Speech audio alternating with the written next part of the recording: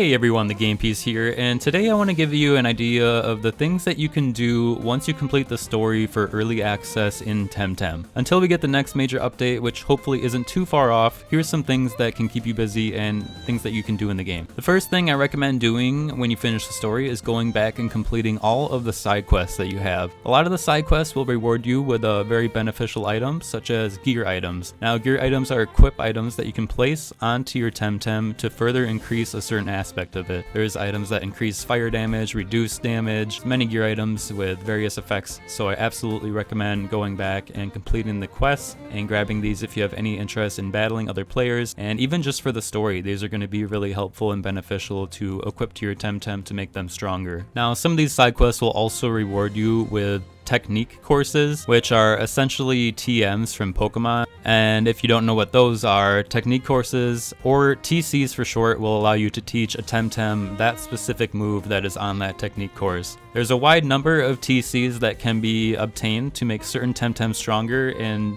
different situations. Now, you can use these an infinite number of times, so don't be afraid to use them whenever you like on whatever Temtem you want, and these are absolutely invaluable for you too for battling other players and even just for making sure you have for the story content. Now, as the time goes on, new Temtem are going to be added to the game in future updates, so you never know which one's going to learn these technique courses or how they're going to benefit from them, so I would say it's better for you to grab these now versus later. Something else that you should be making sure that you do every week is the weekly free Tem reward. Free Tem is a mechanic in the game where they will reward you for every single Temtem that you capture and release. And if you meet a certain number of Temtem released, you will receive a reward once per week. The item changes per week, however. Every Monday at 1 AM Eastern Time, the game will reset with a different Temtem reward. The rewards are often something valuable that you can sell for extra money, while also earning money along the way for each release that you do, and the amount of Temtem that you have to catch will also vary each week.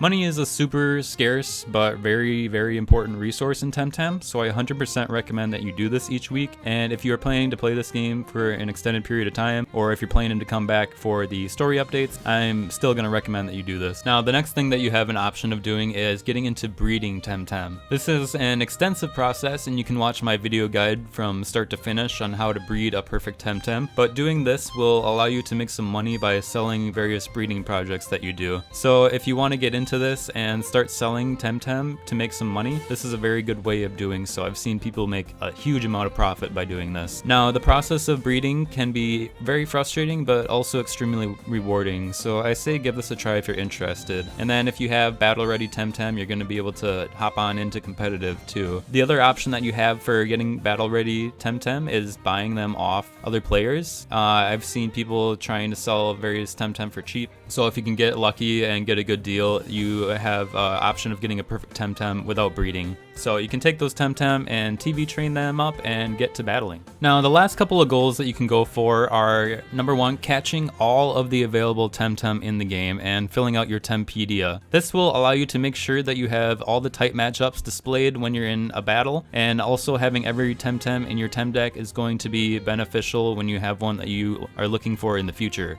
And then the final thing is Luma hunting. Lumas are a very rare Temtem that have a 1 out of 6,000 chance of spawning. The special thing about these is that they have a different color scheme than usual and a glowing effect about them. They're also guaranteed to have 3 perfect SV values, if not more, depending on how good your luck is. Now, this is something you can try for purposefully if you're hunting a specific Temtem, but I found it more helpful to just do this on the side and have it as a side goal when you're doing your weekly free Tem releases, TV training, or trying to capture perfect Temtem to use for breeding. Going purposefully into this grind and running away from encounters is going to be a slog, and you may have the potential to burn yourself out. But there you have it, everyone. That is everything that you should be doing once you finish up the story so far in Temtem Early Access. Now, we don't have any official word on when we're going to be getting the next update, which should include the 4th island Kisiwa, amongst other new features as well, and hopefully new Temtem too.